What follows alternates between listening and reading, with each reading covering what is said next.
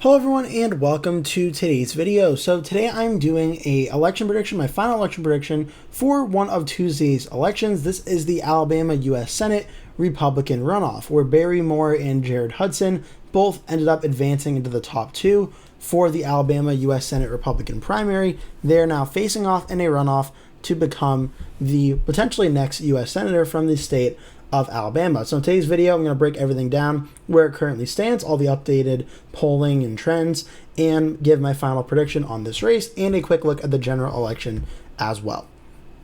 Okay, so first things first, let's take a look at the primary, which took place on May 26th, which took place on May 20th, and this race, or I guess maybe it would have been May 19th, that was when the decision was made at May 20th, but this race, Barry Moore and Jared Hudson. Barry Moore is a U.S. representative of the state of Alabama, I believe. Let's pull up the district here. He is from down here in the 1st District, Barry Moore is.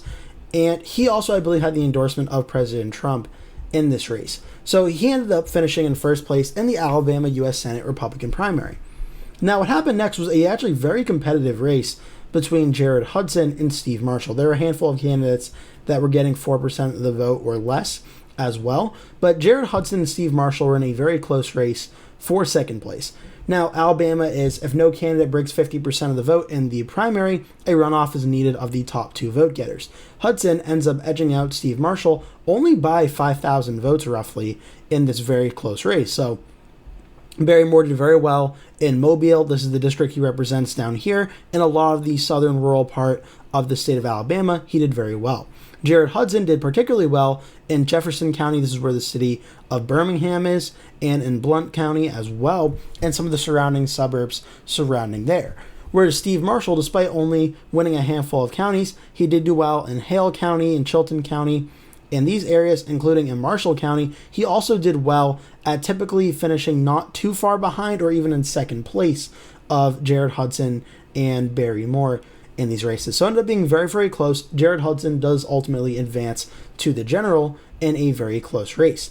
Now, obviously, if you're watching this video, I just did a video on the Georgia Republican U.S. Senate runoff, and President Trump just made an endorsement in that race. But again, in this one, we already know where the endorsement ultimately is in this race. The first round, Jared Hudson had the endorsement of Mark Wayne Mullen and Tim Sheehy, but President Trump and J.D. Vance, the vice president, threw their support behind Representative Barry Moore. Now, in the runoff, this is where things currently stand between Moore and Hudson.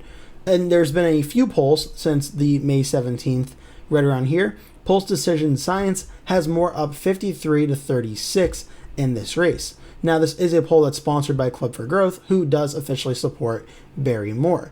Remington Research Group, who is a poll commissioned by Alabama Conservatives PAC, which supports Jared Hudson, shows it at roughly about a 1-point lead for Hudson over Moore with 19% undecided. I'll be getting to why I think that's a very important number in a second.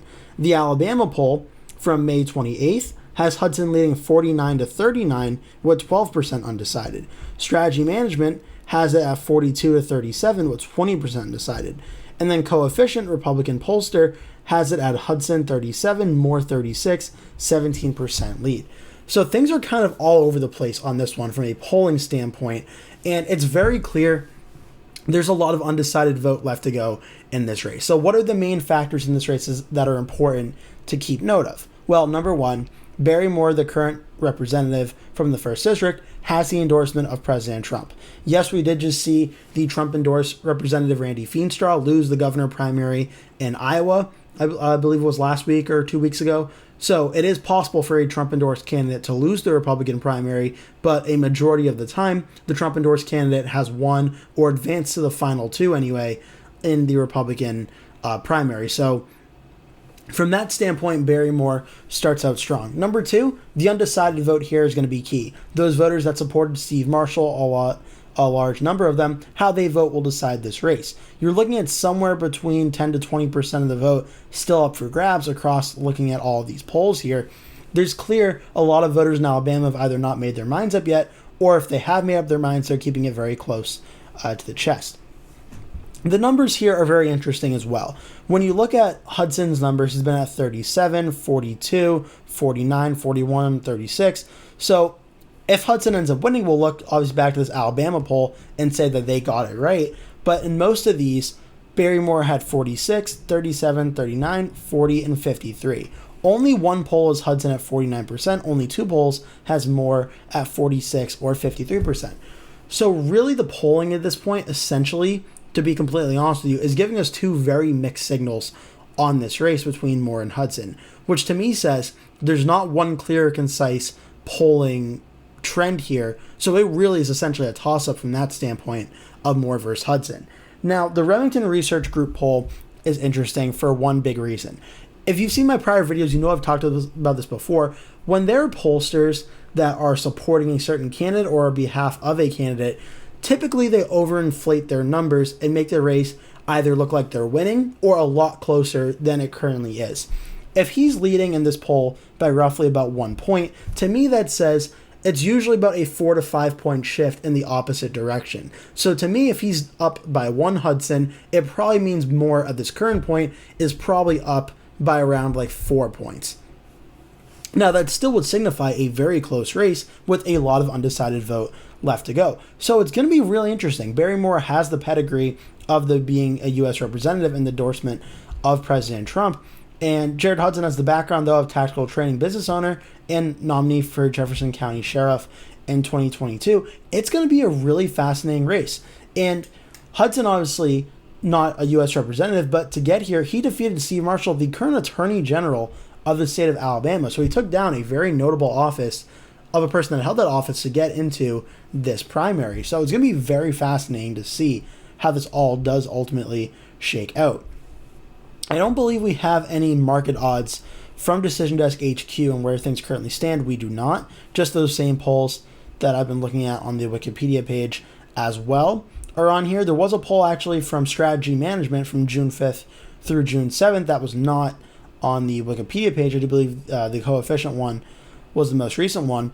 And it shows Hudson at 42, Moore at 37.46, still 20.38% undecided. In the Civic Lens poll from June 1st to June 3rd, shows it only about a 2-point gap here between Moore and Hudson. So this is a really fascinating race and one that truly is going to go down to the wire. Whether it ends up being Hudson or Moore, it's going to be very close. The polling in the recent ones have been very mixed. There's not one clear, concise winner here. So to me, this says it's going to a race that's going to be very close. Now, what does this mean ultimately? For the general election in Alabama, we'll get to that in one moment. For the primary, Barrymore or Jared Hudson, I think it's essentially a toss-up 50-50 race. But given that Barrymore does have the endorsement of President Trump, where you have to look at Trump's current approval ratings right now, where in the just where things currently stand for Trump, he's down roughly about 14 points or so, and even 14.7% across everybody. But across Republicans especially, Trump's at 81% approve to 17.4% disapprove. So Trump is still beloved by a very large majority of Republican voters across the United States. And if you know anything about Alabama, it is one of the most Republican states in all of the United States. It voted for Donald Trump by 30.5% in 2024. So if you're looking at a state where having a Trump endorsement in a very tight runoff primary may matter and may make a difference, I think Alabama will ultimately be a state where that happens. So I do think the momentum is real, where Moore and Hudson are in a very close race. I think when the results are all in, we see Barrymore defeat Jared Hudson in this primary, and it's not by a large amount. I have it likely Republican, which falls between 5 and 15%, and I definitely think it's going to be on that closer side of the 5 than the 15. I think we're looking around like a 6.5 point win for Barrymore over Jared Hudson in this race. So very, very, very important to call in that Republican primary. In terms of the general election, though, that's where essentially things kind of stop. The Democrats, Dakari Lariat and Everett West, the attorney, have advanced to the runoff, so that has to play itself out in that race. But again, for the general election, Alabama is one of the most Republican states in the country. It did manage to elect Doug Jones in the special election against Roy Moore, but then when Tommy Tuberville faced off against Doug Jones 2 years later in the general election for the full term, I believe it was like a 20-point win for Tuberville. All the elections, except for The Economist, have it listed as solid Republican. So no surprise on my map, I have it over 15 points, which constitutes a safe Republican win in the state of Alabama. No surprise, but the competitiveness in the Republican primary is still something interesting that I think should be talked about for 2026. Yeah, because that race of Moore versus Hudson, even though Moore led massively on the initial round here, the polling has shown a very back and forth race between the two without one clear, concise winner across a lot of these polls. So it's going to be very, very interesting to see how it plays out. I hope you enjoyed this video. I really appreciate if you would hit like and subscribe. If you did, I have exciting new videos coming out, at least one every single day, and a lot of exciting stuff coming up for the midterms, obviously, throughout the summer, and as we start to get into 2020 as well, that I think you're going to enjoy. So for now, again, I hope you enjoyed this video. Please hit like and subscribe, and hope to see you in a future video.